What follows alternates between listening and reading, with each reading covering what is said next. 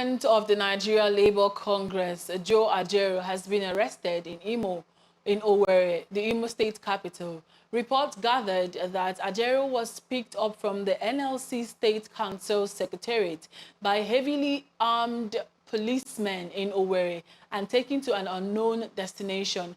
The head of media at the NLC headquarters, Benson Opa, confirmed the development. However, the Imo State government has denied involvement in the arrest of Comrade Joe Ajaero. Commissioner for Information and Strategy, Honorable Declan Emeluba, stated this in a statement on Wednesday. Still with us virtually, we have Nick Agule and Barrister Evans Ufeli. I'll start with you, Barrister Evans. So I want to have your thoughts on this. Imo State's election is in few days, and the NLC president has been set to be brutalized and taken to an unknown place. We saw the video here. And what do you make of all of this? Yes, he was taken to an unknown place, but had also been taken to the hospital. I think he's receiving treatment now. He's responding to treatment now. Yes. Yeah. It is an act of illegality. Protest is guaranteed under democracy, as long as it's not destructive and it's not violent. If you look at the fundamental rights of the citizens as predicated in Chapter 4 of the 1999 Constitution as amended, that right to assemble, okay, is given. Is granted, okay? And it is important that citizens are allowed to air their views and express themselves, their grievances in the ways that are stipulated by law. Now, there are a plethora of cases where it is established that you don't need police permission to undertake a protest or to organize one. You don't need that. You don't need that because it's a fundamental right. It's an inalienable right, okay, of the citizens and all that. So it is wrong for the police to get into the arena and, you know, get him arrested and beaten and taken to an unknown destination and all that. The states have called to insulate themselves from the case under reference. But you see, I am very sure that this debacle, this madness or macabre dance is not unconnected to politics. I know that. It's not unconnected. We know that the election is coming up this month, and there are persons who perhaps may have interpreted the protest to mean that it's an act to disrupt the political process. And the result of that is what to safeguard whatever it is they intend to achieve during the election. It's because the governor of the state seems to be fixated on his re-election. And that's where on his re-election, and has abandoned his duty as the governor of that state to attend to the needs of the workers of that state. That is what necessitated the protest in the first place, okay? Now, if the governor had been up to duty with his responsibility, if he had not been in dereliction of his responsibility to the citizens, the people would not have congregated to protest. I mean, the government is said to owe the salaries of 10 months plus or something. Yes, he's owing salaries, and he's not talking anything, he's not saying anything about it. Rather, he's raising money for his re-election. And the people feel that that is an affront on them. And the need to be heard arose. And the NLC president went there, to show solidarity with the people of that state in that protest. There is nothing illegal about what they have done.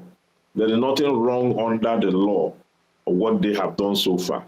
So for the police to now attack him and do this is the first time it's happening in Nigeria where policemen will come to this level of law and discourse. And to say that to say that the police descended so low is an understatement. It's an understatement because somebody definitely made that order. Where is the CP of Anambra State? The IG of police, this is his first assignment, of the new State. IG. This is his first assignment. It's an acid test for him. He must, as a matter of importance, set up a committee to investigate this matter to the root, to know who gave the order, because police don't just move. Somebody gave that order. You understand? And the person who gave that order in contravention of the Constitution of the Federal Republic of Nigeria to attack peaceful citizens who are on protest on a very simple issue of welfare, which is supposed to be guaranteed by the Constitution. The Section 14(2) of the 1999 Constitution says, "It is hereby accordingly declared that sovereignty belongs to the people, through which government derives its legitimacy, that the security and welfare of the people shall be the primary purpose of government." Security and welfare, the primary purpose of government. The reason for this protest was for security and welfare. And to now order the police to descend into the arena to inflict, bodily harm on the NLC president and others is for me unfortunate, very unfortunate. Thank you, Evans. Nick, over to you. The Imo State government has come out to debunk the news, saying that they never arrested the NLC president. Meanwhile, they have other claims that he was arrested and he was beaten up and he's in the hospital recovering. What do you make of this? Of course, first and foremost, I'm happy that you threw the question to my co-panelist, who is a lawyer. I was very happy when you picked him first, because I'm not a lawyer, and he has done justice to the question from a legal and constitutional perspective. Now, to the question that you asked me, of course, the Imo State government will come out and say they did not arrest the NLC president because they are not the police. But the question is, how did the police just wake up and decided that they were going to arrest somebody without a report? If the police did not receive a report, how did they end up carrying out this action? And to me, this calls to question the independence of our institutions. So long as we continue to carry on in Nigeria like this, where institutions become the personal fiefdom of political leaders, we're not going to see that Nigeria of our dreams that we see. We're not going to see it. I keep making this point.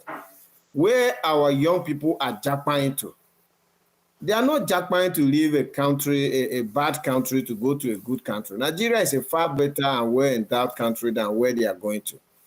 But they are leaving to go to places where institutions work. Institutions are independent. A place where the governor of a state cannot tell the commissioner of police to go and carry out an illegality, and he will go. We saw this play out in the last American election. Donald Trump, as sitting president, he wanted the Supreme Court to do something. They refused. He wanted courts in Georgia. He called the members of the House of Assembly from Georgia to White House and tried to get them to. They refused. He even called his vice president to do this or that and rig the election. He refused. Until we get to that level where we have built strong institutions that can actually withstand rogue leaders, we are not yet started. And I mean, like here in the UK, where I'm speaking to you from, the Metropolitan Police went and knocked on the doors of 10 Downing Street. That is the official residence of the Prime Minister of the United Kingdom. They went inside and investigated Boris Johnson as a sitting prime minister. Just think about the Inspector General of Police actually entering his car and driving to Aso Villa to go and knock on the door and investigate President Tinubu, as impossible that is, the extent to the impossibility of that is the extent to the impossibility of development in Nigeria. So if we want to build a country that President Tinubu is talking about, country that will all enjoy all this, institutions must be allowed to develop and become independent. And President Tinubu needs to show leadership here. He has to ask the Inspector General of Police what is happening in Imo State. Until he does that, the whole speech he made at the presidential retreat will come to naught. All right, thank you, Nick. I'm going to ask this question. I'm going to ask Evans this question. Most people are trying to check when Adams Ashimole was the NLC president, and now that Ajero is the NLC president, it said that Ajero is not fit to be this president of NLC.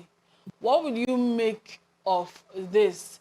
And people are, it's more like, it's as if Ajero is partisan, and it's not supposed to be for, it's said not to be for a person who's the president of Nigeria Labour Congress. Evans, please, what do you make of this? Well, I don't think that is correct. I won't toe that line that he's not his partisan. I won't toe that line. Yeah. I would rather that during the time of Oshomole under Obasanjo, then Nigeria was more democratic than it is today. We are more divided today than we were then. Okay, at that time, and as Oshomole NLC shut down the economy on several occasions, that the president of Nigeria will have to go and apologize and then beg to have the economy, to have workers go back to work and all that. And many projections were met.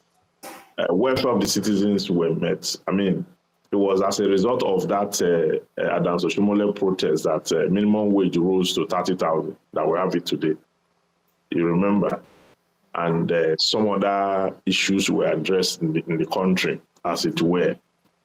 So it is not the Nigeria of today. The Nigeria of today is more volatile. The police have no regards for anybody. Once there's a politician somewhere fanning the embers of illegality, and the police are settled, the police will jump at it, shamelessly jump at it, and begin to look at the NSAS protest. Look at how citizens were shot at by soldiers. And after they finished that night, and the next morning, the police took over.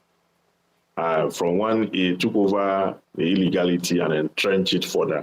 So it tells you that if not for the court, the politicians would have long destroyed this country. What is going on now is not all connected to politics. I'm just telling you. The police rely heavily on the politicians for funding. So when they send them on illegal errands to go and do mischief, the police cannot say no. They go and do this mischief. Look at the NLC president who is unarmed. NLC who is unarmed went for an exercise, which is a usual exercise all over the world. In the UK, they protest. Not too long ago, teachers protested in the UK. Evans, please, we're going to go on a short break. Please, we're going to be back shortly. Please hold those thoughts. We really need to hear them. We're going to go on a quick break. We'll be back shortly.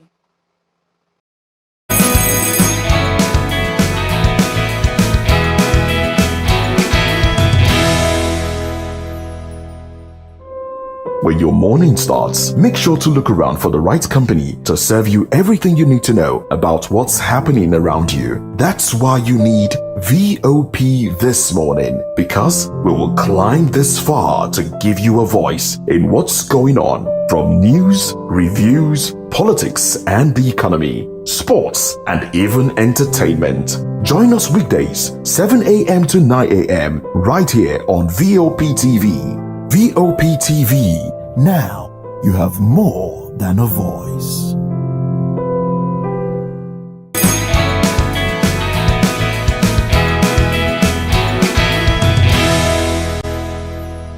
Welcome back to VOP TV this morning, and we have been talking about the NLC president's abduction and the president's speech with his 48 ministers and the cabinet. Please, Evans, can you go ahead with what you were saying? Hello. Yeah, I was talking about the fact that it is illegal for the police to undertake to brutalize citizens who are on an exercise that is guaranteed by the Constitution. It is some kind of inadequacy which we have seen in our country. When this country where, police, a section of the police called the SARS became an albatross, a section of the police that was meant to in the 90s, they were specifically designed to go after highway robbers. And when they outlived their usefulness, they took violence upon the citizens, and they were killing people and all that. And the citizens called for a stop of that. That was disbanded, and in the mainstream police force, both the mobile and the regular police force, we've seen police brutality in proportions that are unimaginable across the country. And one of the ways to address this is to ensure that politicians don't use the police at their beck and call, because there is hardly a case of police brutality that does not have political leaning. The one under reference now, no doubt, was orchestrated politically. When you look at, because the IG or the CP of the state should know that protest is guaranteed by law. Okay, so on whose instruction did the CP made that command? And is the IG aware of this? So there must be serious investigation into this matter. The IG must do the needful to ensure that whoever is responsible for this action must be dealt with effectively by law. And the policemen who also carried out these acts of irregularity and indiscipline should also be fished out, and an orderly trial be organized to that effect, so that we can sanitize the police force. The NLC president have not committed any offense whatsoever known to law. Neither the workers who call for the protests have committed any offense whatsoever. It is a case of the security and welfare of the people, which is guaranteed by law. And all the police could have done was to go there and provide security for the protesters, provide security for those who have come out. All over the world, there's protests. In the UK, there was protests. Teachers protested not too long ago. In America, there was a group that protested about police brutality not too long ago, Black Lives Matter. It was a huge protest that span out from New York down to Colorado, down to all the major cities in the US, and it was massive. That is the United States of America. Yeah. It is guaranteed all over the world protests. So when citizens are dissatisfied, they voice out. It is not abnormal. And our police here should not come and tell us otherwise. Thank you. Thank you, Evans. Should we take that as your last thoughts, your concluding thoughts?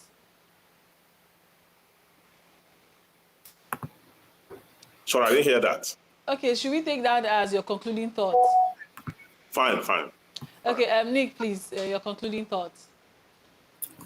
Well, what has happened here is that President Tinubu has got his job cut out for him.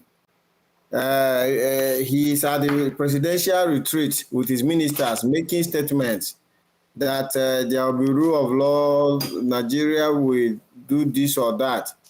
And here he has got his breakfast served in Imo State. Let us see if he will have the courage to take on Hope Uzodinma, who is his political ally. Let us see if he will summon the Inspector General of Police and question him on why the police, without a court order, would arrest and inhibit labor leaders from engaging in a peaceful protest. So, as we said, President Tinubu will be evaluated based on his actions, not his words. And that test is here now for him. All right, thank you so much, Evans Ufeli, a lawyer and a public affairs commentator, and Nick Agude, a public affairs analyst as well. Thank you so much for being with us. Please don't forget to like and subscribe to our YouTube channel. On YouTube, we are Voice of the People TV, and on all other social media platforms, we are VOP TV Live. Stay tuned for more programming for sports and entertainment news. We'll be back shortly.